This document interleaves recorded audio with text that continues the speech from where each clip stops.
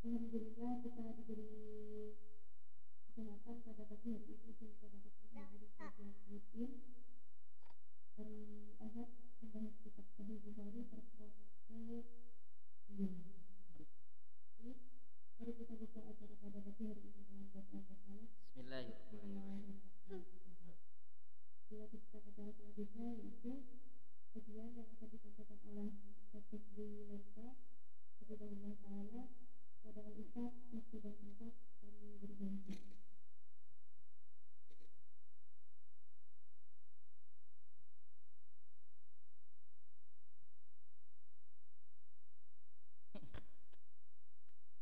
Harusnya dua mic-nya satu deh.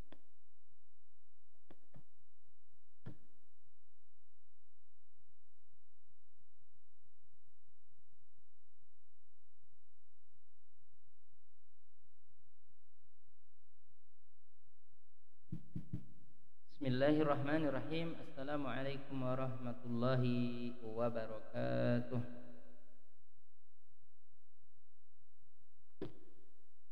Innal hamdalillah nahmaduhu wa nasta'inuhu wa nastaghfiruh wa na'udzu billahi min shururi anfusina wa min sayyiati a'malina. May yahdihillahu fala mudilla lahu wa may yudlil fala hadiyalah wa asyhadu an la ilaha illallah wahdahu la syarika lah wa asyhadu anna Muhammadan 'abduhu wa rasuluh sallallahu alaihi wa ala alihi wa ashabihi wa man sara ala nahjihi wa istanna bi sunnatihi ila yaumiddin. Allahumma bika asbahna wa bika amsayna wa bika nahya wa bika namutu wa ilaika nusyur. Allahumma inna nas'aluka ilman nafi'an wa rizqan tayyiban wa amalan mutaqabbala. Allahumma inna nas'aluka imanan la yartad wa na'iman la yanfad wa murafaqata nabiyyika fi jannati khuldin. Allahumma hdina li ahsanil akhlaqi innahu la yahdi li ahsaniha illa anta wasrif anna sayyi'aha innahu la yusrifu anna sayyi'aha illa anta wa tawaffana ma'al abrar. Ikhwani wa akhwati fillah ta'ala, mari kita lanjutkan pembahasan kitab Sahih Bukhari. Kita memasuki hadis ke-8. Tapi sebelumnya sedikit mengingatkan bahwa Rasulullah SAW pernah bersabda, innal iman la yadrusu kama yadrusu thawb, jaddidu imanakum. Keimanan yang ada di hati kita, yang mana kita juga mengamalkan atau mempraktikkan apa yang kita yakini itu bisa luntur sebagaimana pakaian, warna pakaian. Jadi pakaian itu kalau masih baru bagus, fresh, ya, kita juga semangat kalau pakai baju baru. Tapi dengan berlalunya waktu, bergantinya hari, pakaian itu bisa luntur warnanya, ya, kemudian tidak sebagus yang pertama. Makanya iman juga seperti itu, bisa berkurang, bisa bertambah. Nah, jadi kita harus perbaharui iman kita. Jadidu imanakum, diperbaharui, ya, agar tetap fresh. Nah, dulu para sahabat itu, ya, kalau ketemu temannya dipanggil, ta'al najlis linu'min sa'ah, ini duduk dulu, kita bareng-bareng untuk nambah iman dulu. Nah gitu. Jadi ngumpulnya bukan merumpi, ngumpulnya bukan ngomongin hal-hal yang negatif, tapi gimana supaya iman kita ini seger kembali, fresh lagi, seperti itu. Jadi memang kita perlu teman, kita perlu lingkungan supaya iman kita itu tetap fresh, ya. Nah, jangan sampai pas kita nanti udah sampai ajalnya, pas iman lagi lemah-lemahnya, atau pas nauzubillah nggak ada imannya. Nauzubillahi.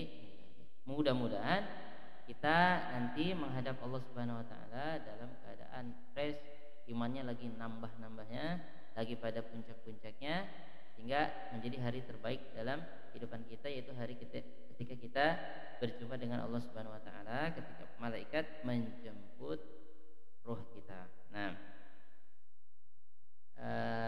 ikhwani wa akhwati fillah ta'ala, jadi dalam kitab Sahih Bukhari kita udah bahas, ya. Kita mulai, Imam Bukhari memulai Sahih Bukhari dengan kitab Badul Wahyi, kitab permulaan wahyu, kitab permulaan wahyu. Nah, di situ Imam Bukhari membawakan 7 hadis. Hadis pertama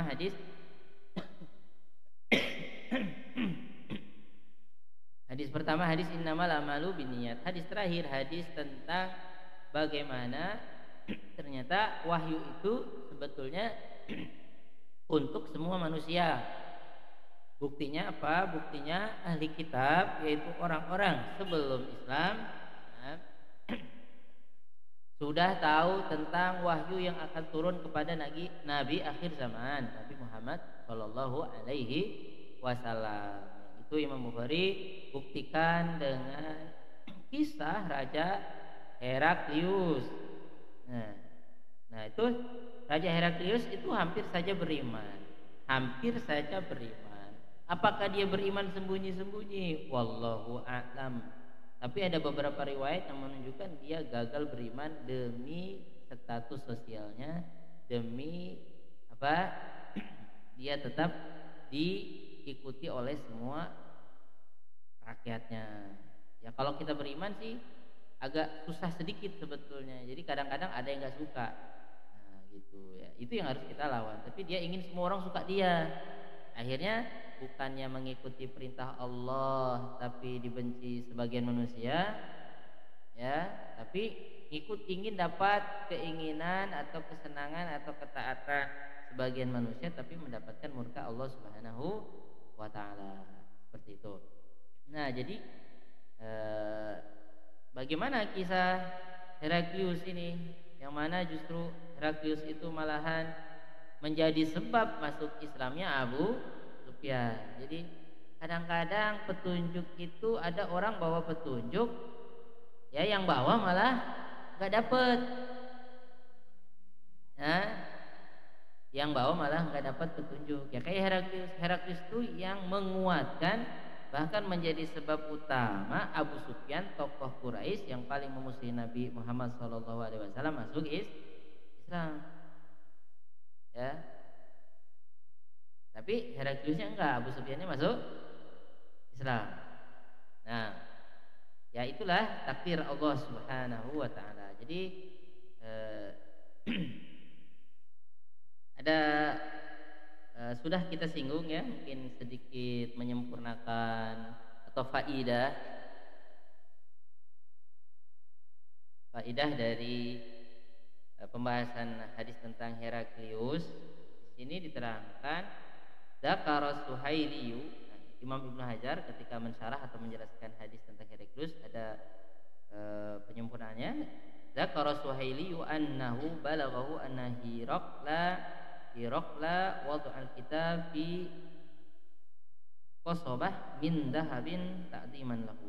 Jadi Suhaili itu ahli sejarah, ahli sirah, mengatakan sudah sampai berita kepadaku bahwa Heraklius itu setelah dapat surat itu, suratnya ditaruh di pipa emas.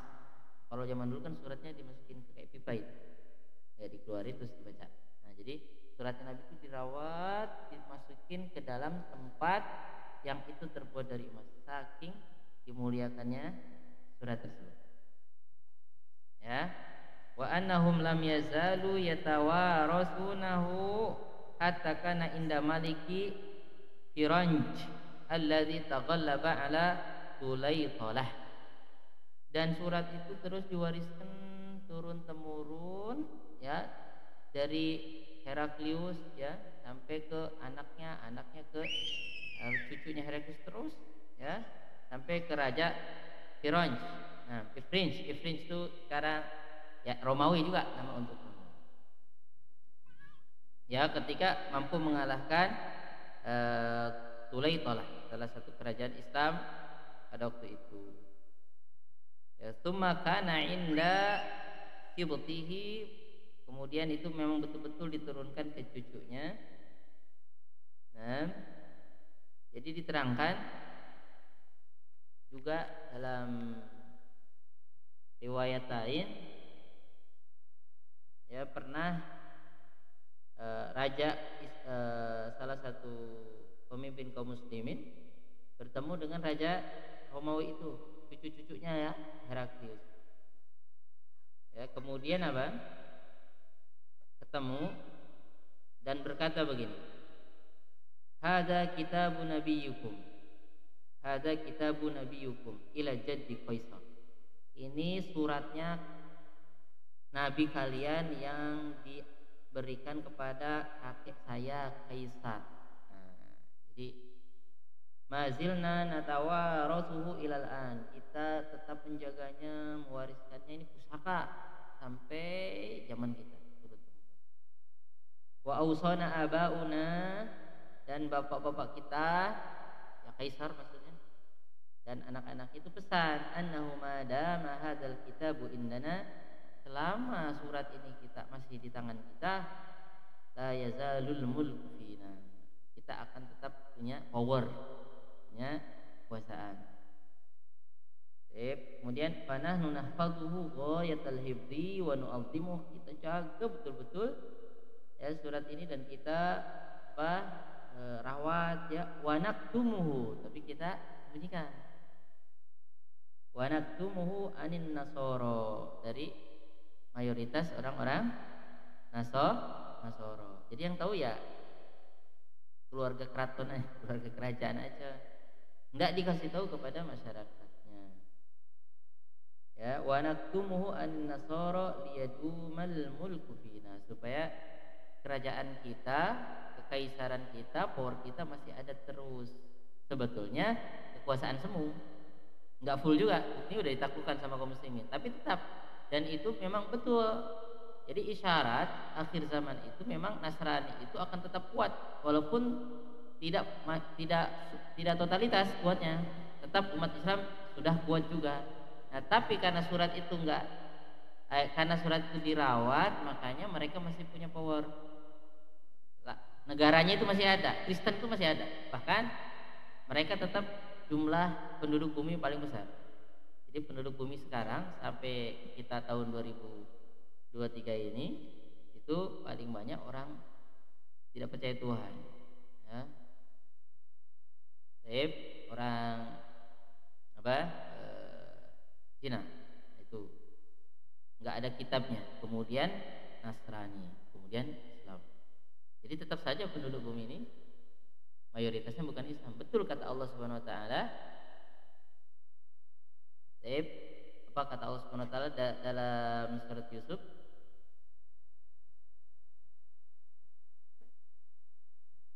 Wa ma aktsarun nas walau harasta bimu'minin. Nah, jadi kebanyakan manusia itu walaupun kita ingin mereka jadi beriman, mereka susah mau beriman. Jadi orang beriman itu lebih sedikit ya daripada orang nggak beriman. Makanya kita bersyukur kita itu menjadi orang beriman, karena kebanyakan manusia itu kufur. Nah, wa qalilun min ibadiyas syakur, kata Allah, sedikit hamba-hambaku yang bersyukur. Nah, termasuk dalam jumlah-jumlah ini. Apalagi nanti di akhir zaman sebelum kiamat, Allah Subhanahu wa taala akan buka benteng Ya'juj Ma'juj.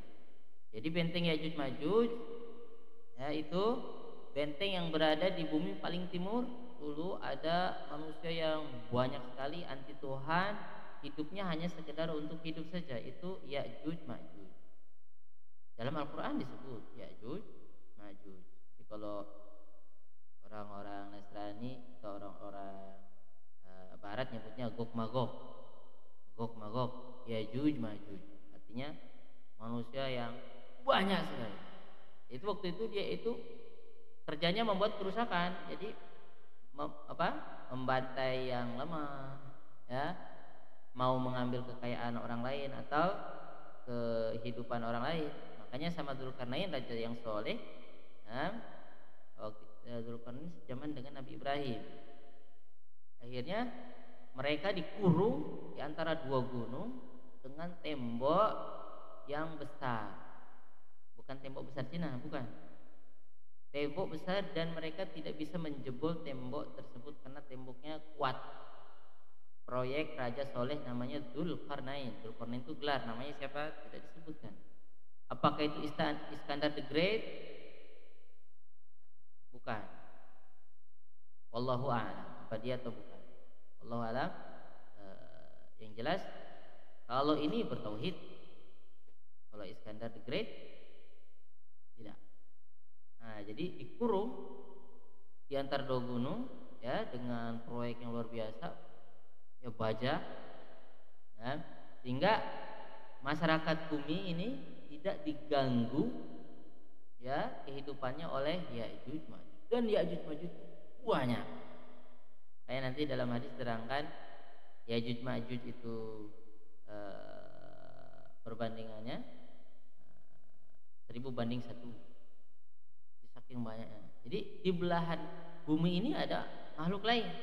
Bukan makhluk lain, apa? Dia manusia, tapi kita nggak sanggup mencapai sana. NASA udah teliti nggak ada katanya. Nggak semua kita bisa teliti di atas muka bumi ini. Tapi nanti sebelum kiamat, ya itu ciri kiamat besar, itu benteng tersebut akan bobol sehingga mereka keluar dan membuat kerusakan di atas muka bumi ini.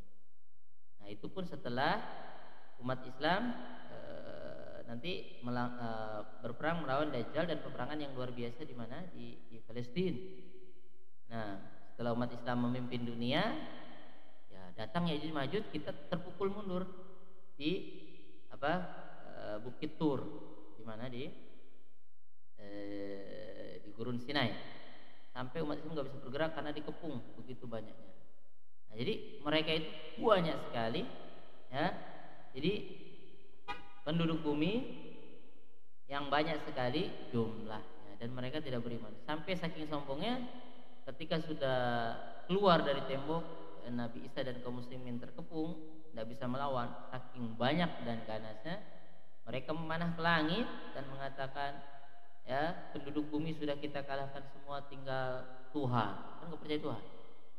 Kemudian memanah ke langit, Allah perintahkan malaikat untuk melumuri darah pada panah tersebut. Nah, mereka tambah sombong lagi, penduduk langit juga udah kita kalahkan. Nah, jadi maksudnya apa? Gak percaya sama Tuhan, atau percaya cuma Tuhan aja bisa dikalahkan, sampai seperti itu. Saking apa? Manusia itu kalau merasa sombongnya itu memang nggak percaya sama Tuhan. Pokoknya inginnya menindas orang lain, keras, kasar, ya nggak diingetin Tuhan, ya nyebut, nggak mau deh. Pokoknya apa yang dia mau dia lakukan. Nauzubillah. Nah, jadi kisah tentang Ya'juj Ma'juj kita bahas di lain waktu saja ya. Nah, jadi manusia itu banyak, tapi kebanyakan manusia itu nggak beriman. Nanti manusia itu yang beriman, alhamdulillah umat Islam banyak, ya. Tapi apakah imannya banyak yang bertambah atau banyak yang biasa-biasa imannya? Banyak yang biasa-biasa saja. Nah, kalau bisa kita jangan iman yang biasa-biasa saja, iman yang terus meningkat. Iman yang terus meningkat. Jadi iman yang sempurna, ya, bukan iman yang kurang. Dan seperti itu. Nah, jadi itu tentang kisah terakhir surat Rasulullah kepada Heraklius, dan kesimpulannya Heraklius tidak beriman karena masih ada peperangan antara umat Islam dengan Romawi, ya. Rasulullah pernah memimpin langsung di perang Tabuk. Itu ya zamannya Kaisar yang di surat ini tuh. Ya, Rasulullah sampai 20-an hari di perbatasan Arab Madinah dengan Syam. Jadi Tabuk itu daerah Madinah atau daerah di sana yang paling dekat dengan Syam, dengan kerajaan di situ. Rasulullah sampai lama sholatnya di kosor. Nah, kenapa? Sama-sama nunggu. Romawi juga ngeper juga. Nah, kenapa? Waktu itu ada rencana Romawi mau nyerang duluan, Rasulullah samperin gitu. Itu perang yang kita lagi bangkrut, negara nggak punya apa-apa padahal. Nah, itu kisahnya seru juga dalam perang Tabuk. Nah, itu nanti yang udah beli buku sirah, mari dalam kisah perang Tabuk. Nah, jadi tetap nggak beriman.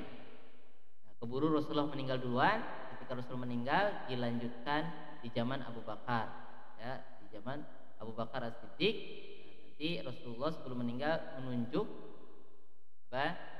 panglima namanya Usamah bin Zaid. Usamah bin Zaid itu anak angkatnya Nabi. Itu usianya masih 18 tahun, itu jadi pemimpin panglima perang yang jadi anak buahnya Abu Bakar Umar.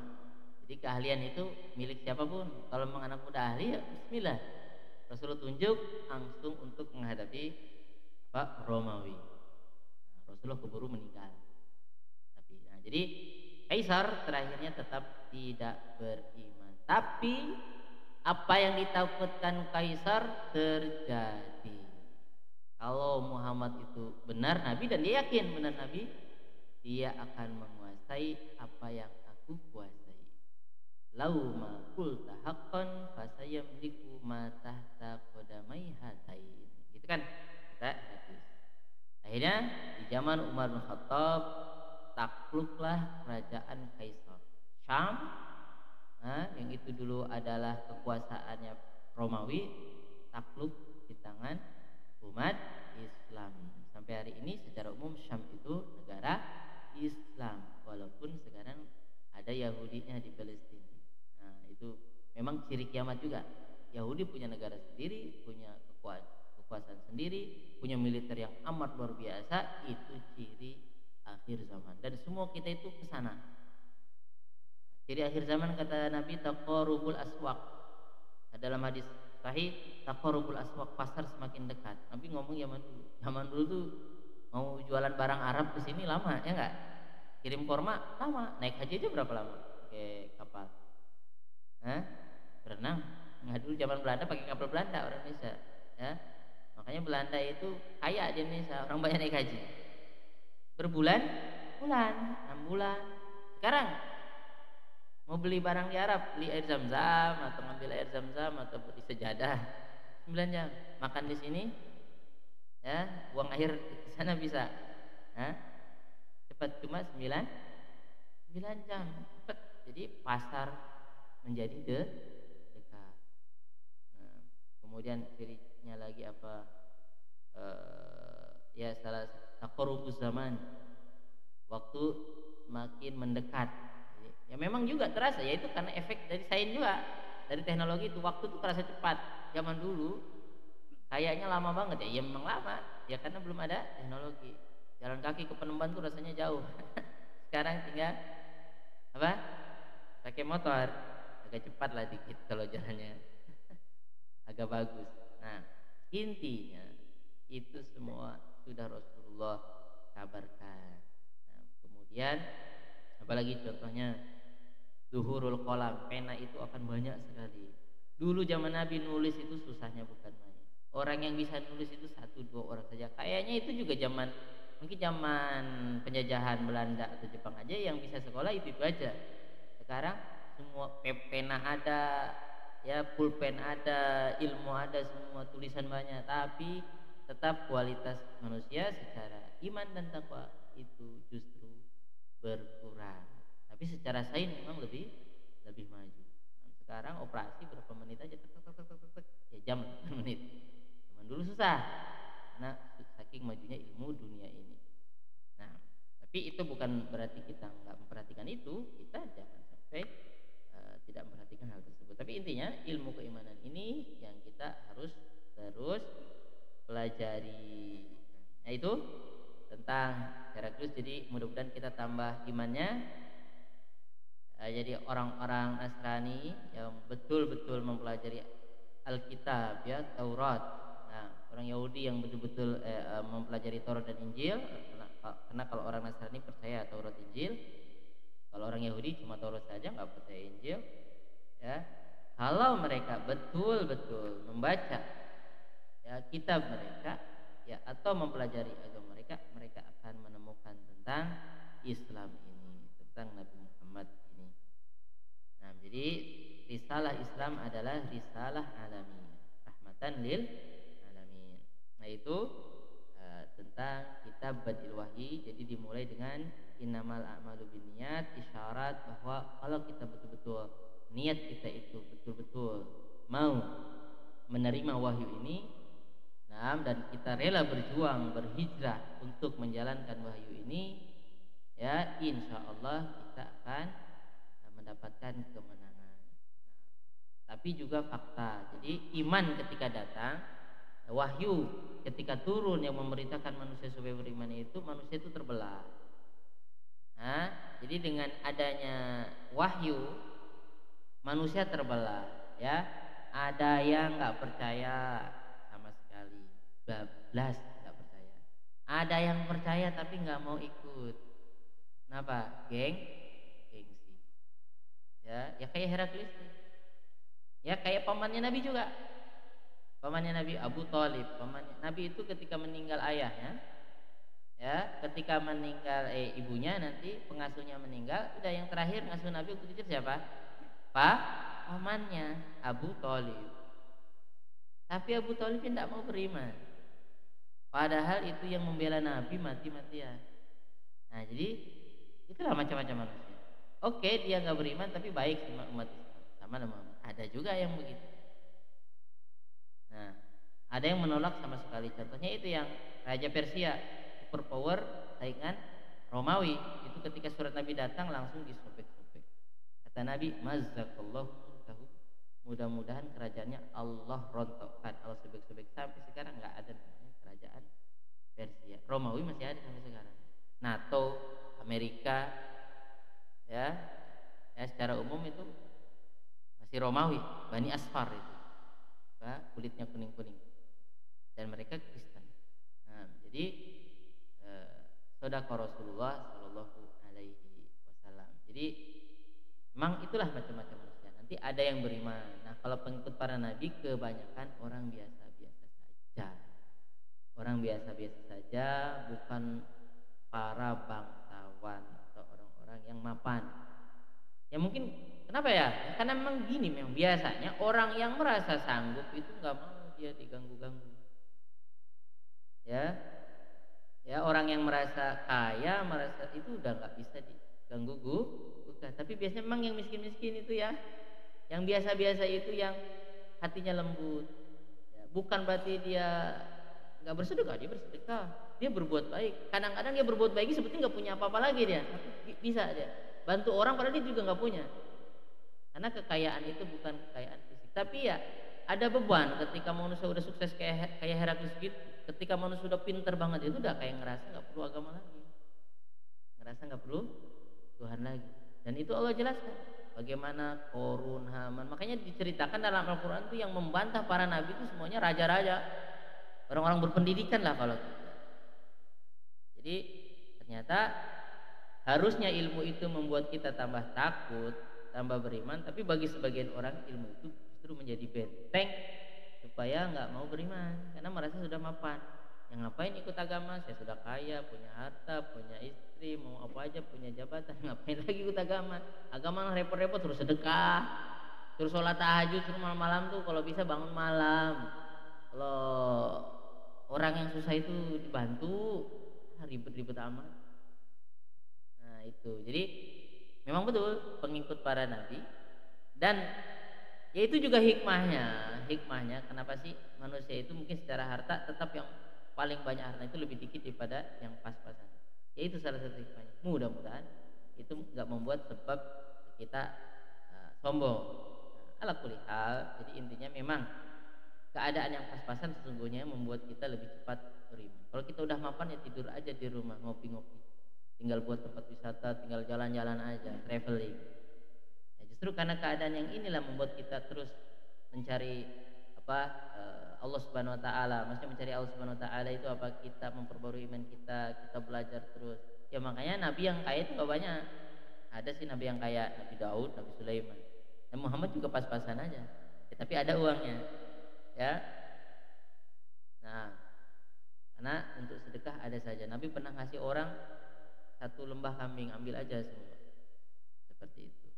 Jadi bukan berarti udah kalau begitu saya nggak mau punya harta, mau tidur aja biar berdoa terus sama Allah. Kan kalau nggak punya apa-apa berdoa terus, enggak juga. Berusahalah, berdoalah. Tapi saatnya kita udah berusaha, udah berdoa, ingin bermanfaat, gini-gini aja, ya udah jalan hidup ini, jangan bunuh diri. Seperti itu. Nah, ya jadi ada hikmah. Karena fakta kebanyakan pengikut keimanan yang dibawa oleh Nabi itu adalah du'afa, orang-orang biasa-biasa saja. Karena memang faktanya orang yang merasa cerdas, orang yang merasa pintar itu, ya itu kebanyakan mereka justru udah saya bisa sendiri, nggak usah, saya sudah. Jepang loh negara mapan, Jepang tuh pintar-pintar. Habis di bom atom tuh udah habis. Mate kalau gitu. Mati semua. Bayangin, hancur di bom atom gitu. Tapi berapa tahun kemudian udah nyalip lagi. Diutus orang-orangnya pergi ke Eropa untuk belajar. Itu Suzuki Kawasaki itu kan nama orang. Sana belajar pulang buat motor, buat mobil. Sekarang sama sederajat dengan negara-negara Eropa dalam dunia sains katanya. Maju belajar. Jago, pinter-pinter, mapan negaranya, kaya. Ya, dulu kaisar ya, kekaisaran. Nah, ya tapi itulah terkadang kita pintar saja nggak cukup. Semuanya itu ujian. Ilmu itu ujian. Korun itu jago ilmu ekonomi deh. Kalau bisnis itu maju terus. Tapi justru menolak ajaran Nabi Musa, bertemannya sama Fir'aun. Justru apa? Tidak menunjukkan keimanan. Jadi kita syukuri apa yang ada sambil kita berusaha luruskan niatnya ketika berusaha. Seperti itu. Nah, itu inti dari pembahasan Kitab Badil Wahyi. Sekarang kita masuki kepada bab kedua. Alhamdulillah. Jadi satu kitab ya sudah kita bahas. Kitab Badil Wahyi sudah selesai. Di situ ada 7 hadis. Sekarang kita masuki ke Kitabul Iman. Nah, jadi wahyu yang turun kepada Nabi Muhammad harus kita imani, harus kita percayai. Walaupun Allah nggak kelihatan, surga nggak kelihatan, neraka nggak kelihatan, tapi orang beriman itu melihat dengan batinnya, bukan hanya sekedar dengan mata kepalanya saja. Betapa banyak hal-hal yang nggak bisa kita lihat di dunia ini, terbatas penglihatan kita. Ya ada hikmahnya juga. Kalau orang-orang saintis nanti percaya sama Tuhan kalau Tuhan kelihatan katanya, nggak kelihatan saya nggak percaya. Nah, zaman Nabi Musa juga gitu sama, Tuhan nampakkan baru saya percaya. Sekarang mata kita ini terbatas. Di dunia ini kita baru melihat yang serem-serem udah mati. Coba kalau kita ngelihat yang serem-serem hidup kita enak nggak? Baru ngelihat ular kobra berdiri kan kaget banting setir. Kalau nggak ngelihat kan nggak kaget. Sekarang nih mata kita ini, makanya azab kubur itu kata Rasulullah nggak didengar kecuali oleh binatang. Jin manusia nggak tahu azab kubur. Nah sekarang kalau kita tahu, hidup kita juga nggak enak. Coba kalau seandainya mata kita itu nggak terbatas, susah sendiri. Makanya indera kita itu Allah buat terbatas. Kita punya indera yang paling tajam, keimanan. Coba kalau mata kita nggak terbatas, penciuman kita nggak terbatas, susah sendiri. Mata kita kalau sempat tembus pandang gitu, ya mungkin kalau ngelihat yang enak-enak, lihat durian, lihat anggur. Coba ngelihat yang serem-serem, ya, ngelihat tembus, ngelihat kotoran, mau makan jadi nggak enak, ya. Kita lagi makan, ngelihat kuman-kuman gitu, ya, nyamuk aja kalau dibesarin itu bentuknya menakutkan. Jadi kalau kita bisa lihat semuanya, kita malah bersedih. Kita sendiri nggak sanggup. Contohnya lagi lah.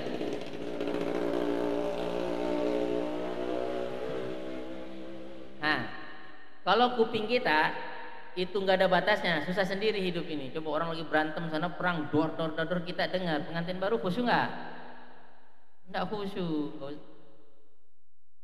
Kenapa? Dengar berisik di ujung sana, baru tetangga yang berisik aja kita sudah makruh, ya nggak? Jadi kuping kita itu terbatas, nggak kayak kuping ada binatang yang bisa dengar dari jauh. Itu binatang. Coba kalau kuping kita nggak terbatas, orang di Ukraina lagi berantem kita dengar, ada orang nangis, ya hidup nggak indah jadinya. Alhamdulillah kuping terbatas, mata terbatas, memang kita di dunia, dan hikmahnya supaya kita diuji sama Allah yang bisa manfaatkan indranya dengan kecerdasan iman atau hanya sekedar mentok di indera saja. Tapi fitrah manusia itu percaya yaitu sama yang gaib, ya, percaya. Kebanyakan manusia itu hatinya itu percaya dengan yang gaib-gaib, yang nggak kelihatan. Berpendidikan atau nggak berpendidikan itu fitrahnya itu percaya. Makanya manusia paling sederhana pun yang nggak berpendidikan tuh kayaknya ada penguasa ini. Tapi karena nggak ada tuntunan akhirnya salah arah. Takut kepada penunggu hutan, takut kepada penunggu laut. Pokoknya takutlah ada penguasa ini. Karena nggak ada wahyu akhirnya salah paham. Akhirnya ujung-ujungnya bukan mendapatkan hidayah. Kenapa? Karena belum ada ajaran atau nabi yang membawa wahyu.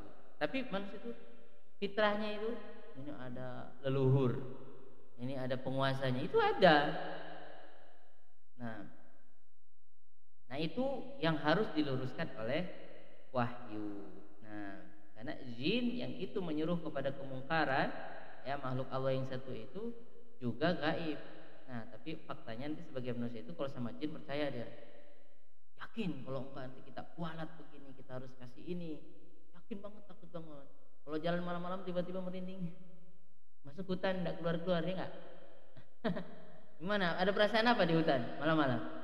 Takut kan? Bukan takut sama ular aja, takut apa? Adalah perasaan gitu. Makanya Rasulullah ajarin kalau masuk hutan malam baca atau siang kita hinggap memang burung. Kita nginap atau bertempat di satu tempat kita baca a'udzu bikalimatillahi tamat min syarri ma khalaq. Emang ada, itu fitrah manusia. Makanya tapi Islam mengajarkan berlindungnya sama Allah. Qul a'udzu birabbin nas. Ya jin itu mengganggu kita berlindung. Bukan akhirnya kita justru berlindungnya kepada jin tersebut atau makhluk-makhluk yang katakan kita serem di situ takut. Akhirnya salah. Nah, jadi itu tentang iman. Nah, jadi wahyu yang turun itu dari Mekah, ya Rasulullah memperjuangkan wahyu selama 23 tahun, 13 tahun di Mekah, 10 tahun di Madinah. Nah, itu harus kita imani. Nah, sekarang kita masuk ke dalam Kitabul Iman. Ya, tentang iman. Babu qala al-musannif rahimahullah, babu qaulin Nabi sallallahu alaihi wasallam bunyal Islamu ala khamsin. Bab hadis Nabi sallallahu alaihi wasallam, Islam dibangun di atas 5. Bunyal Islam ala khamsin. Nah, Imam Bukhari sebelum membawakan hadis-hadis tentang iman, ya, dasar-dasar keimanan, dia bawakan ayat-ayat Allah Subhanahu wa taala. Ya, kata Imam Bukhari, wa huwa qaulun wa fi'lun wa yazidu wa yanqus. Iman itu perkataan dan perbuatan, bisa bertambah, bisa berkurang. Ini. Jadi iman itu perkataan dan perbuatan, bisa bertambah dan bisa berkurang. Perkataan lisan, perbuatan lisan, perkataan hati, perbuatan hati. Seperti itu. Jadi iman itu percaya, artinya membenarkan. Nah, nanti dibuktikan dengan apa? Jawarih, dengan fisik kita. Kita diperintahkan sholat, kita yakini sholat itu perintah Allah, ya diamalkan. Nah, itu namanya iman. Nah, jadi kita mengucapkan asyhadu alla ilaha illallah, itu iman paling tinggi. Asyhadu alla ilaha illallah wa anna muhammadar rasulullah, itu yang paling pertama. Nah, kemudian iman itu ada yang nggak terlalu tinggi derajatnya, tapi iman juga. Ya, dulu sahabat Nabi ada yang bantu Nabi dengan seluruh hartanya, itu imannya tinggi. Ada yang dengan setengahnya, di bawah lagi. Ada yang pas-pasan, tidak apa-apa. Yang penting masih dalam keimanan.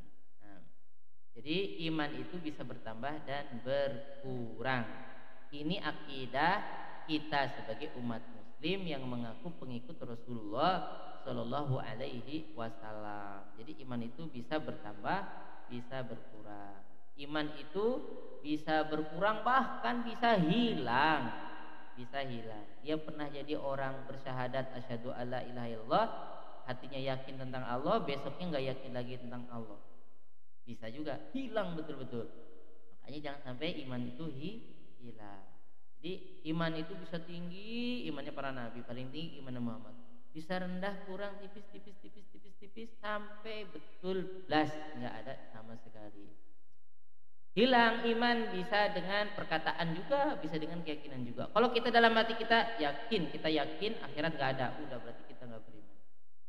Mati nanti jadi tanah, udah nggak ada hari pembangkitan, hari pembalasan, yang baik dibalas dengan surga, yang jelek dibalas neraka. Kita berarti nggak beriman, berarti hilang iman kita. Kita mengatakan Allah tidak berkuasa, hilang iman kita. Kita harus syahadat lagi. Ya, kita menghina Allah, kita mencaci Rasulullah, itu bisa hilang iman kita. Nah, itu namanya penghilang keimanan atau pembatal keimanan. Jadi pembatal keimanan itu ada yang dalam hati, ada yang dalam ucapan, ada yang dalam perbuatan. Kita menginjak Al-Quran dengan sengaja menginjak-injak Al-Quran, ya, merobek-robek Al-Quran. Nah, kayak seperti sebagian aksi para tukang sihir itu, supaya sakti dibantu oleh jin-jin jahat itu, dia itu pakai Al-Quran. Nanti suruh si anunya suruh bawa Quran memang untuk mengelabui saja, padahal Quran diinjak di kamar mandi. Bahkan na'udzubillah, nanti dia kalau ada pasien perempuan suruh untuk jadi pembalutnya. Itu memang ajaran setan itu begitu, supaya manusia itu nggak beriman kepada Allah, kepada kalamullah. Nah, itu hilang iman. Kalau kita melakukan itu, hilang iman. Jadi ada perbuatan, perkataan yang bisa mengikis, bahkan menghilangkan iman kita. Jadi kita murtad, namanya keluar dari keimanan. Nah, makanya kita harus tahu apa-apa yang bisa mengikis keimanan kita, bahkan menghilangkan keimanan kita. Nanti ada yang iman cuma berkurang-kurang aja, contohnya males nih, ya, males, atau nyolong dikit-dikit lah, ya, itu berarti iman kita ada tapi tipis. Islam tapi nyolongan, ya, Islam tapi sombong, ya, ini nggak boleh, apa nggak boleh, boleh aja, semuanya boleh. Nah, ini ada dalilnya seperti ini, biasa aja. Jelas di hadapannya ada perintah dan larangan, dia bantah karena kesombongannya. Itu berarti imannya tipis. Ya, kita mendolimi orang lain, memukul yang lemah, ya, menghabisi yang lemah, iman kita kurang. Dia Islam juga, tapi kok merampok, tapi kok begal. Nah, itu namanya imannya tipis. Orang Muslim kok berzina? Nah, berzina ya enak, tapi kan tidak boleh. Nah, itu berarti imannya tipis. Dia masih muslim, dia masih beriman, cuma imannya tipis. Jadi ketika kita melakukan pelanggaran syariat, berarti iman kita lagi turun. Selama dia masih mengakui ini salah, saya melakukan ini salah, ya, saya menyesal, saya sebutnya takut dosa, tapi gimana, enak juga. Nah, itu apa, imannya tipis. Semua kemaksiatan, ya, kita gibahin orang lain, jelekin orang lain, ya akui aja, salah saya jelek-jelekan saudara saya. Kalau itu kan fakta, ya itu karena fakta itulah disebut gibah. Itu orang itu begitu, padahal nggak ada tujuan kita, cuma hanya sekedar mau menghabisi dia, lawan kita, lawan politik. Ya, iman kita berarti lagi tipis karena kita menjelek-jelekan saudara kita. Memang begitu, ya itu tidak boleh. Kalau justru kita tambah-tambahin yang tidak dia lakukan, itu namanya fitnah atau buhtan. Jadi ada pernah sahabat Nabi datang kepada Nabi. Nabi nanya, apa itu ghibah? Kemudian Nabi menjelaskan tentang ghibah. Ghibah itu dzikruka akhaka liman yakrah. Dan ini sering kita lakukan, akuin aja. Kita nyebut-nyebut apa yang tidak disukai oleh saudara kita, kekurangan dia. Itu hitam, jelek banget, makanya saya tolak lamarannya atau apa gitu. Terus kita bahas, itu nggak ada perlunya. Akhirnya kan orang itu kalau depan kita sedih nggak? Sedih. Nah, itu lagi Pak. Kata sahabat Rasulullah, kalau memang beneran, memang orangnya gitu, orangnya memang gitu, ya itu ghibah katanya. La in ma qulta fi haqqan faqad iktabtah. Terus kalau seandainya di luar faktanya, ya itu namanya faqad bahattah, kata Nabi, kamu sudah memfitnah dia. Nah, ini kan sering kita lakukan, udah berarti iman kita lagi tipis. Akui aja, jangan nggak apa-apa, udah akui aja, astagfirullah. Nah, dan enak juga orang digibahin, dosa dia bisa dipindah kepada yang gibahin. Sebetulnya enak juga, tapi ya jangan juga mengharap digibahin. Kalau kita salah, ya jadi penyebab orang akhirnya berbuat salah, ya kita salah juga. Nah, ala kulli hal, Ala kulihal dulu ada ulama katanya kalau digibahin malah senang dikasih hadiah itu yang gibahin. Makasih dikasih hadiah. Nah, baik. Jadi itu iman bisa bertambah, bisa berkurang, bisa tambah banget, bisa turun banget, ya, bisa hilang sama sekali. Kata para ulama, al-iman yazidu wa yanqus, yazidu bi taatir rahman wa yanqusu bi taati syaiton. Iman bertambah kalau kita melaksanakan ketaatan sama Ar-Rahman. Iman bisa turun kalau kita taatnya sama setan. Setan kan nyuruh kita yang jelek-jelek. Nah, seperti itu. Dulu di zaman Nabi ada sahabat Nabi. Ya, tapi sahabat pokoknya di zaman Nabi ya nggak semua orang juga taat sama Nabi langsung. Nah, ada dia makan pakai tangan kiri. Kata Nabi, kul biyamini, makan tangan kanan. Sampai hal kecil gini Nabi bahas terus pada orang tua yang diajarin, bukan anak SD. Nah, kul biyamini, makan pakai tangan. Raiso, lastati, gak bisa. Raiso kalau gak bisa. Kata Nabi, makan pakai tangan kanan. Gak bisa. Lihat, Nabi nyuruh dia ngomong raiso, sombong. Nabi yang nyuruh aja mental.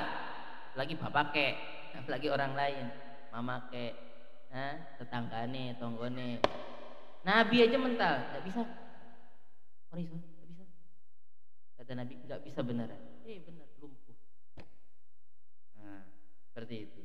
Jadi terkadang orang itu udah ada hadis, ada aturan, dia itu nolaknya karena kesombongan. Ini berbahaya, berarti iman dia tipis. Iman dia tipis, dia kafir. Keluar dari Islam enggak, dia orang Islam, tapi imannya turun karena bangkang, enggak taat sama perintah Allah melalui Rasulullah ini. Ya, tapi kalau disuruh setan, ayo dikit-dikit, nanti nikahnya belakangan aja, penting buat dulu, enak, ya ditaati. Nah itu taat kepada setan, akhirnya apa? Imannya tuh turun. Jadi orang ketika bermaksiat, orang ketika melanggar perintah Allah itu imannya turun. Bahkan kalau bahasa Nabi, la yu'minu, ya tidak beriman. Maksudnya apa? Imannya tipis banget, imannya kurang. Seperti itu. Nah, ini penting ibu-ibu, karena dalam Islam orang yang tidak melakukan pembatal keislaman itu tetap Islam. Dosa besar itu tidak membuat orang keluar dari Islam. Karena nanti ada orang Islam yang belajar Islamnya salah jalur. Pokoknya kalau dia maksiat berarti kafir, keluar dari Islam. Nah, hanya kita perlu belajar akidah ini. Dan itu ada sampai sekarang, sampai hari ini. Dia mengatakan pokoknya kalau tidak melaksanakan syariat Islam dia kafir, orang kafir berarti keluar dari Islam.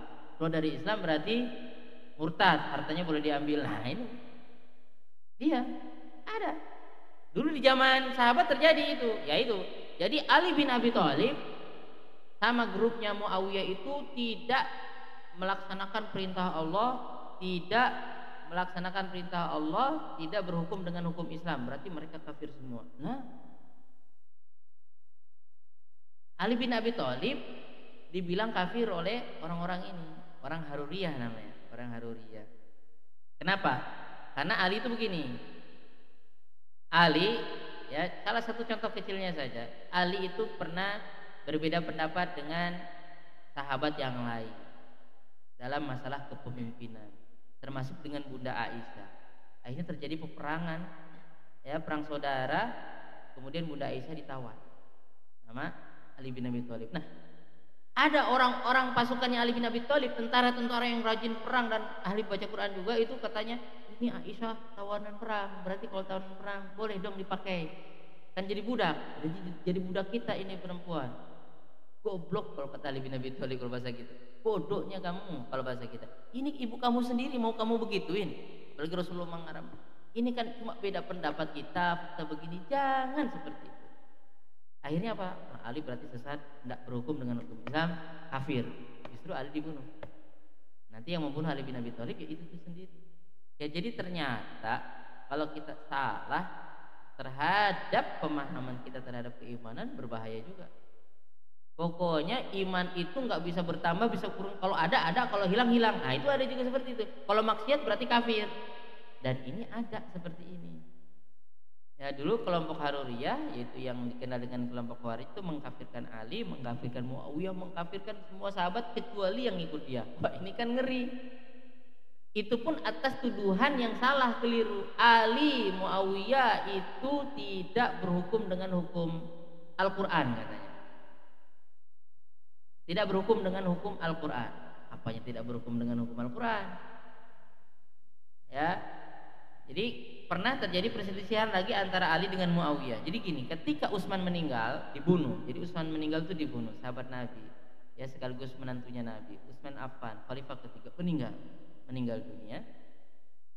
Ya, kemudian yang menggantikan Utsman berdasarkan rapat mayoritas sahabat adalah Ali bin Abi Thalib.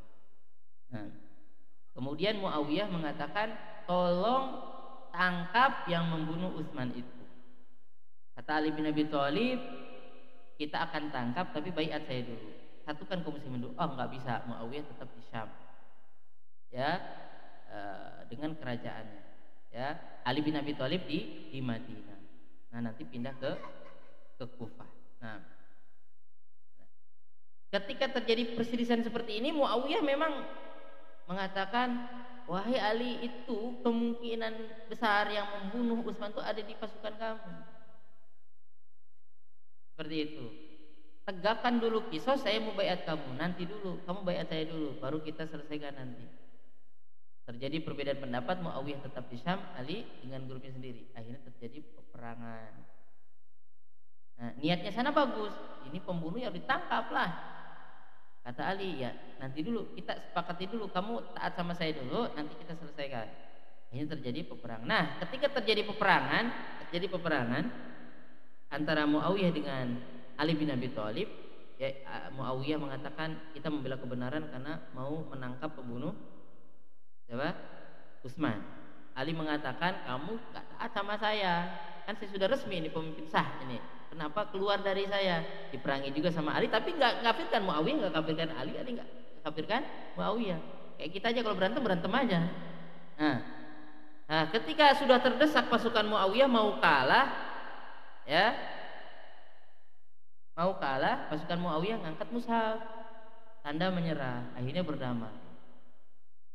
berdamai, diskusi. Akhirnya Ali mengutus putusan, Abu Musa al-Asy'ari, Muawiyah mengutus putusan. Akhirnya diplomat ini berdiskusi bagaimana bagusnya antara Muawiyah dengan Ali, diskusi. Padahal sudah terdesak mau kalah pasukan Muawiyah. Nah itu kelompok yang tadi bunuh Utsman itu Ali dasar. Itu kan orang jelas-jelas orang udah keluar dari ketaatan mereka itu. Muawiyah itu udah jelas sesat itu. Kok nggak mau taat sama kita? Sekarang malah kamu damai, malah berhukum dengan hukum manusia. Kan ada perbedaan pendapat. Ali ngutus diplomatnya, Muawiyah ngutus diplomatnya. Walaupun yang terdesak duluan Muawiyah. Kata orang ini yang akan kita bahas, katanya Ali salah, Muawiyah apalagi. Akhirnya apa? Wes, dua-duanya sesat, kafir. Akhirnya mereka keluar dari pasukan Ali, buat grup sendiri, batalion sendiri, angkatan bersenjata sendiri, tempatnya di kampung namanya Haruriyah. Di situ dia punya keyakinan aneh-aneh. Pokoknya sopo yang nggak ikut keyakinan dia, nggak follow dia, berarti di luar kelompok dia, Islamnya nggak kaji, Islamnya nggak sah. Bahkan Ali kafir, Muawiyah kafir. Kenapa? Kita diperintahkan berhukum dengan hukum Allah, tapi Ali sama Muawiyah berhukum dengan hukum manusia. Kenapa? Kok Muawiyah udah kalah, kita malah berdamai, mengutus manusia? Harusnya kan kita berhukum dengan hukum Al-Quran. Wa man lam yahkum bima anzalallah fa ulaika humul kafirun. Nah itu ayatnya. Siapa yang tidak berhukum dengan hukum yang Allah turunkan, maka dia itu orang-orang kafir. Ali kafir, Muawiyah kafir. Oh, itu sahabat Nabi kafir kabeh kecuali dia. Padahal mereka salah paham. Ya, mereka salah paham. Kenapa tuduhannya? Kok malah berhukum dengan hukum manusia? Antara utusan Ali dengan utusan Muawiyah. Itu salah kata dia. Padahal itu hukum Al-Quran. Jadi kalau ada kata gini penjelasannya, ya Ali bin Abi Thalib, Ibnu Abbas menjelaskan, ya memang kalau kita berselisih itu ya kita berhukum dengan hukum Allah, cuma ya lewat manusia. Gimana? Ya kalau Quran tidak bisa bicara langsung. Akhirnya ada utusan. Suami istri aja kalau berantem dalam Al-Quran, fab'atsu hakaman min ahlihi wa hakaman min ahliha. Pihak istri ngirim utusan, pihak suami ngirim utusan. Orang yang betul-betul bijaksana, netral, itu yang menyelesaikan masalah. Kirim. Kalau memang nggak bisa ya udah bisa. Tapi orang yang bijaksana, bukan yang kepanasan. Ya, kirim. Nah, ini saja untuk menyelesaikan hubungan antara grup negara istri dan negara suami. Itu nggak apa-apa ngutus orang bijaksana. Ini apalagi masalah besar, nggak apa-apa utus manusia. Bahkan kalau nanti ada orang bunuh binatang di tanah haram, ya nanti yang menghukum itu orang bijaksana. Dia bunuh kelinci nanti harus apa dendanya. Dia bunuh burung dia harus apa. Itu yang menghukumi orang bijak, dan itu perintah Al-Quran. Nah, jadi itu berhukum dengan hukum Allah justru. Tapi mereka apa? Mereka berhukum dengan hukum manusia, enggak ke Al-Quran tapi ke manusia. Ya memang begitu perintahnya. Quran nggak bisa bicara langsung. Penerapan dari Al-Quran adalah kita mengutus utusan. Itu justru perintah Quran. Ya, pokoknya intinya Ali bin Abi Thalib kafir karena tidak berhukum dengan hukum Islam. Muawiyah apalagi dari pertama sudah nggak taat. Apalagi Muawiyah itu adalah saudaranya atau kerabatnya Utsman bin Affan. Yang mereka yang bunuh Utsman ya tambah benci. Utsman aja sampai dikudeta, sampai dimatiin seperti itu karena mengatakan Utsman kafir. Nauzubillahi min dzalik. Sahabat Nabi dikafirin. Kenapa?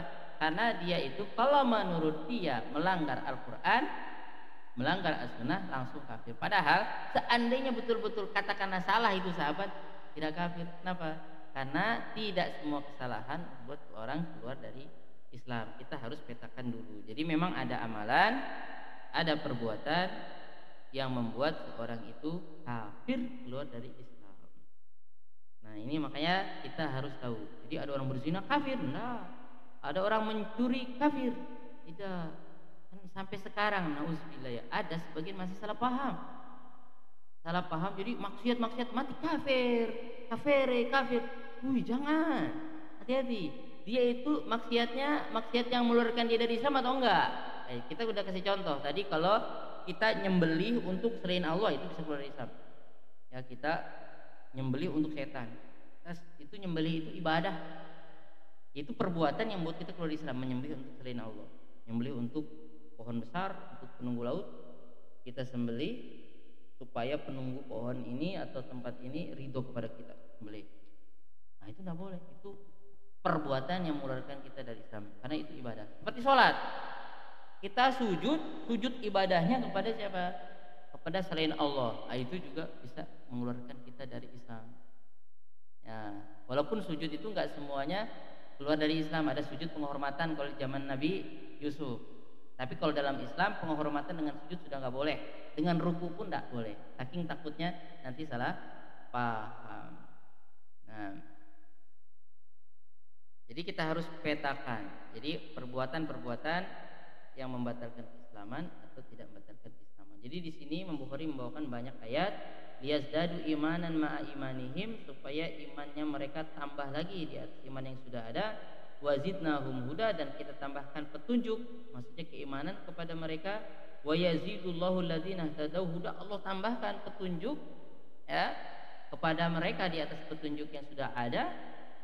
Naam walladzina ihtadaw zadahum huda wa atahum taqwahum. Orang-orang yang sudah mendapat petunjuk bisa Allah tambah lagi petunjuk dan Allah berikan ketakwaan kepada mereka.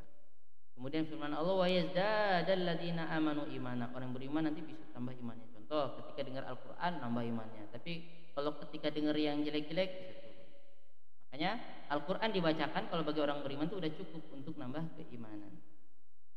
Nah, kemudian ayyukum zadatu hadhihi imana fa amal ladzina amanu fazadatum imana. Jadi ketika mendengar Al-Qur'an orang beriman bertambah imannya ya. Kalau orang kafir tidak beriman. Nah, kemudian wa ma zadahum illa imanan wa taslima. Ya, ketika umat Islam dikepung sama orang-orang sekutu ya di Madinah, sudah dikepung Madinah, mereka akan justru bertambah apa? Iman dan berserah dirinya. Wa ma zadahum illa imanan wa taslima. Nah, itu ayat-ayat Allah Subhanahu wa taala yang menunjukkan bahwa iman bisa bertambah dan bisa berkurang. Nah, kemudian di sini ada hadis satu, babu doa hukum imanukum, hadis ke-8, ketika kita berdoa itu adalah iman kita, ya. Doa kalian, iman kalian. Qala hadatsana Ubaidullah ibn Musa, qala akhbarana Hamdalah ibn Abi Sufyan an Ikrimah ibn Khalid an Ibnu Umar radhiyallahu anhuma, ya, dari sahabat Abdullah bin Umar radhiyallahu anhuma, qala Rasulullah sallallahu alaihi wasallam, Rasulullah sallallahu alaihi wasallam bersabda, bunyal Islamu ala khamsin, Islam dibangun di atas 5, syahadati alla ilaha illallah wa anna Muhammad dan Rasulullah, syahadat tidak ada Tuhan yang berhak disembah kecuali Allah, ya, dan Nabi Muhammad adalah utusan Allah, wa iqamis shalah, menegakkan salat, wa itaiz zakat, menunaikan zakat, wal haji, dan haji, wa shaumi Ramadan, dan puasa Ramadan. Dalam riwayat lain apa? Puasa dulu baru haji. Jadi 5. Ini rukun Islam. Orang Islam harus syahadat, orang Islam harus sholat, orang Islam harus bayar zakat, orang Islam harus puasa Ramadan, orang Islam harus haji. Nanti ada beberapa yang ditinggalkan, iman kita bisa hilang. Contohnya sholat. Ada orang Islam kalau nggak sholat 5 waktu berbahaya. Nah, itu bisa keluar dari Islam. Bahaya sholat 5 waktu ini. Tapi kata para ulama, kalau orang ini masih mengakui sholat 5 waktu itu wajib, tapi dia aras-arasan saja, malas-malasan, dia masih beriman, cuma imannya tipis sekali. Ada perbedaan pendapat di kalangan ulama, tapi intinya jangan meninggalkan sholat. Nah, termasuk zakat. Orang Islam wajib bayar zakat. Zakat di situ maksudnya apa? Zakat mal. Kalau sudah sampai nisabnya, punya kambing 40 harus dikasihkan 1. Punya emas senilai 85 gram sudah 1 tahun harus dikeluarkan 2,5%. Itu wajib. Nah, itu zakat wajib. Ya. Kemudian haji bagi yang mampu. Kalau uangnya udah cukup, dia sehat, harus daftar haji. Kalau belum cukup, ya belajar dulu ilmunya. Tetap niat ingin naik haji. Jangan nggak ada niat sama sekali, ini wajib. Tapi kalau belum ada uangnya, berarti belum dosa. Belum dosa, nggak dosa. Kenapa? Karena dalam haji itu ada penjelasan liman istata'a ilaihi sabila, bagi yang bisa ke sana, ya. Ya, kemudian puasa Ramadan wajib bagi yang harus berpuasa. Kalau wanita haid tidak wajib. Nah, orang yang udah tua nggak sanggup puasa tidak wajib, tapi harus bayar fidyah. Nah itu. Jadi amalan-amalan yang ini 5 ini adalah fondasi kita. Nah, ya, kalau kita nggak haji padahal uang kita banyak, maka iman kita tipis. Seperti itu. Kalau kita nggak puasa Ramadan padahal kita bisa puasa Ramadan, berarti kita imannya berkurang atau tipis. Kalau kita melaksanakan ini sebaik-baiknya, sesempurna-sempurnanya, berarti iman kita bertambah, iman kita tinggi. Nah, itu yang bisa kita sampaikan di hadis ke-8 yang sebelumnya tentang perkataan Imam Bukhari, iman bertambah dan berkurang, itu akidah Ahlussunnah wal Jamaah. Demikian, mudah-mudahan ada manfaatnya. Kita sudah jam 8:14. Kalau ada pertanyaan silahkan ditanyakan.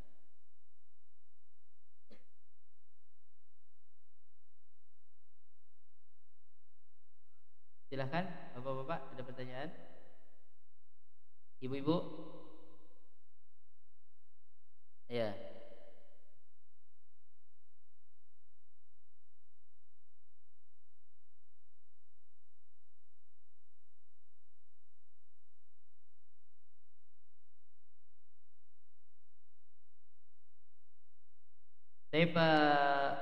Yang pertama, pertanyaannya bagaimana kita datang ke pengajian ingin mendapatkan atau ingin ngalap berkah dari kiainya, dari habibnya, dari ustadznya, syekhnya. Yang pertama, ketika kita datang ke pengajian itu sudah satu ibadah sendiri. Ya, kita datang ke majelis ilmu itu sudah ibadah sendiri. Nah, ketika kita menuntut ilmu itu barokahnya luar biasa. Langsung malaikat kan yang mendoakan. Bahkan supaya kita cepat masuk surga itu malaikat langsung, itu udah berkahnya. Bahkan nanti malaikat itu akan memintakan ampun orang yang menuntut ilmu. Nah, kiainya juga sebetulnya ingin berkah, ya, ingin dapat keberkahan dari Allah Subhanahu Wa Taala, ingin dapat doa malaikat. Tapi memang kalau kita berkumpul dengan teman yang baik, dengan orang baik, kita itu bertambah imannya. Sebaliknya, kalau kita kumpulnya sama teman yang jelek, ya orang yang jelek itu kita berkurang imannya. Ya, kalau enggak teman-temannya ngobat semua, nggak ngobat malu. Hanya coba-coba dikit. Nah, seperti itu. Jadi kalau yang dimaksud ngalap berkah itu datang ke majelis ilmu supaya dapat keberkahan dari Allah Subhanahu Wa Taala, karena keberkahan itu asalnya dari Allah. Itu yang pertama. Kita harus meyakini keberkahan asalnya dari Allah. Terus di air ada berkah, ada. Wa anzalna minas sama'i ma'an mubarakah. Kami turunkan dari langit air yang diberkahi. Jadi air hujan itu air diberkahi. Air yang diberkahi. Jadi kita minta keberkahan yang pertama harus sama Allah. Terus Nabi Muhammad diberkahi enggak? Diberkahi. Para ulama diberkahi lah. Kita kalau ada pengantin doainnya apa? Sunahnya kalau kita ke mantenan, ada orang mantenan, kita ucapin apa? Barakallahu laka wa baraka alaika wa jama'a bainakuma bi khair. Mudah-mudahan Allah memberkati kamu, memberkati pasangan kamu, dan kalian dikumpulkan dalam keadaan baik. Ya, kita kan ingin dapat berkah. Kita ingin jadi orang yang diberkahi, ya. Kita diberkahi enggak? Wallahu alam. Mudah-mudahan. Makanya doanya para nabi, doanya banyak. Ketek, geli. Jadi waja'alani mubarakan. Dan Allah menjadikan saya itu diberkahi. Para nabi jelas diberkahi. Ya, orang yang mengikuti sunnah Nabi insya Allah diberkahi. Cuma apa pasti? Wallahu a'lam. Makanya kalau kita makan baca bismillah supaya nasi kita diberkahi. Boleh nggak minta berkat sama nasi? Nasi saya minta berkatmu. Bukan, mintanya sama Allah. Kata Nabi al barakatu minallah. Berkat itu dari Allah. Tapi air zam-zam ada berkahnya, ada. Karena Allah sudah kasih tahu situ. Air hujan ada berkahnya, ada. Ya, agar makanan kita diberkahi berdoa dulu. Agar hubungan suami istri diberkahi akad dulu. Jangan hubungan dulu belum jadi suami istri, bukan diberkahi. Ya, justru dapat dosa. Jadi kalau maksudnya datang ke majelis ilmu, mau ketemu orang alim atau ketemu teman-teman yang baik-baik, ingin dapat keberkahan dari Allah karena lingkungan yang baik, nggak apa-apa. Ya, dulu sahabat Nabi itu kalau datang ke Nabi, memang minta bekas airnya Nabi. Ya, Nabi itu minum, nanti bekas minumannya ada dipakai untuk usap-usap badan. Ya, ada untuk berobat. Kalau Nabi pasti. Jadi dulu sahabat Nabi itu kalau lahir anaknya dibawa ke Nabi. Nanti Nabi makan kurma, ya, dikunyah sama Nabi, kemudian diambil pakai jari Nabi, terus dimasukkan jari Nabi ke mulut bayi ini. Itu namanya tahnik. Secara kesehatan katanya kalau bayi itu perlu zat gula, waktu lahir itu perlu manis-manis supaya kuat, jangan capek habis keluar dari alam rahim. Teriak-teriak kan, lapar katanya. Nah, nggak tahu, pokoknya supaya kuat. Tapi itu kalau Nabi jelas kunyahan Nabi, bekasnya Nabi itu Allah berkahi.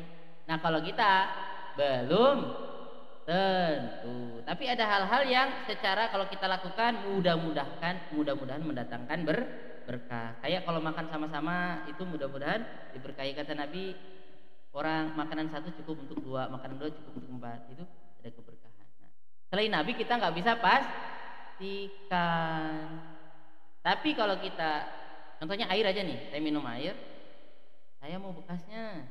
Ya kalau saya punya penyakit jangan. Kalau Nabi jelas bekasnya Nabi, para ulama membolehkan. Nah, sekarang selain Nabi, orang-orang soleh itu apakah sudah pasti? Tidak bisa dipastikan. Tapi secara umum majelisnya orang-orang soleh, ya, yang di situ kita diajak untuk beriman ya, mencintai Rasulullah ya, mengikuti ajaran Rasulullah, itu majelis diberkahi selama tidak ada kemaksiatannya di situ.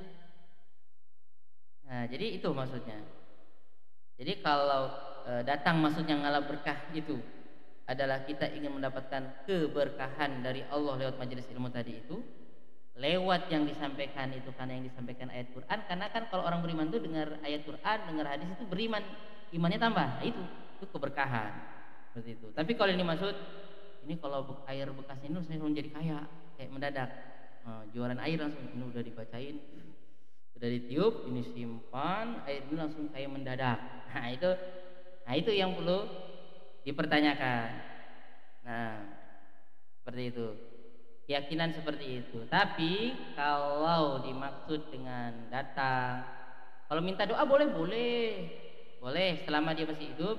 Kiai, Ustadz, saya punya hajat tolong doain, gak apa-apa, karena dia masih hidup. Minta doa pada orang yang masih hidup, karena mudah-mudahan orang ini diberkahi Allah Subhanahu wa taala. Tapi kita nggak bisa pastikan itu aja. Karena selain Nabi itu kita nggak pastikan ini orang apa diberkahi atau enggak. Allah yang tahu. Nah, seperti itu. Jadi nanti kalau ke majelis ilmu niatnya apa ya? Cari keberkahan majelis ilmu itu dengan lingkungan yang baik, dengan kita mendengarkan qala Allah wa qala Rasulullah, itu insya Allah akan mendatangkan keberkahan. Sampai dalam hadis diterangkan ada orang datang ke majelis ilmu niatnya mau ada keperluan aja, seperti nggak mau ke situ, dia cuma mau ke situ aja, ada keperluan, itu ikut dapat apa manfaatnya, padahal dia niat ke situ hanya mau ketemu temannya, tapi karena di majelis ilmu ini dapat barokahnya juga, dapat doa malaikat. Jadi seperti itu. Nah, yang jadi masalah tadi itu kalau bekas air saya atau bekas air selain Nabi Muhammad Shallallahu Alaihi Wasallam, itu yang sebagian ulama tetap membolehkan. Jadi minum bekasnya orang soleh ya, tapi ada yang berlebihan. Nanti contohnya gini lah, saking ingin dapat berkah orang soleh, nanti orang soleh yang laki-laki salaman dengan perempuan. Nah itu kan tidak boleh, salaman dengan lawan jenis yang bukan mahram, tidak boleh. Akhirnya berbalik demi dapat barokah. Tidak boleh lah, ini satu sudah jelas melanggar, gimana dapat barokahnya. Jadi kita tidak melakukan hal-hal tersebut. Nah itu pertanyaan penting. Memang ada sebagian ulama jadi tabaruk dengan bekasnya orang soleh ya, minumnya, disamakannya, ludahnya. Nanti ada yang berlebihan, nauzubillah. Sebagian orang itu nauzubillah ya, ada sampai dengan kotorannya.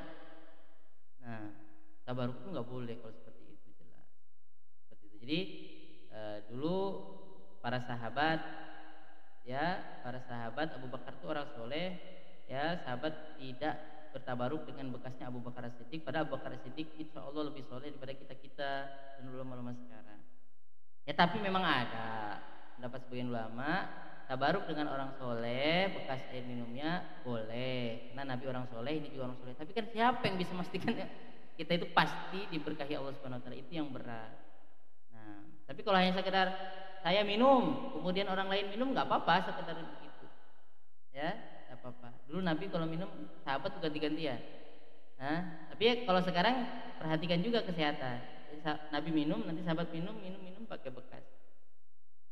Nah makan sama-sama contohnya seperti itu. Tapi itu kita harus perhatikan juga. Kalau memang jelas kita penyakitan ya jangan kita bekas kita kasihkan kepada orang lain. Nah jadi itu ya, mudah-mudahan bisa dipahami. Jadi kalau maksudnya tetap memohon barokah dari Allah Subhanahu Wa Taala yang Allah memang udah berikan keberkahan kepada orang tersebut, atau kepada minuman tersebut. Karena contoh air Zam-Zam, kita mengharap keberkahan dari air Zam-Zam, kita mengharap kepada Allah karena memang air Zam-Zam diberkahi, nggak apa-apa hal tersebut. Nah, tapi masalahnya kalau selain Nabi itu apa pasti diberkati, itu yang kita tidak tahu. Itu saja. Makanya hendaknya kita lebih pakai yang umum saja, keberkahan majelis ilmu, keberkahan sama duduk dengan kelompok atau orang-orang yang baik, agar kita bisa bertambah keimanannya. Itu saja.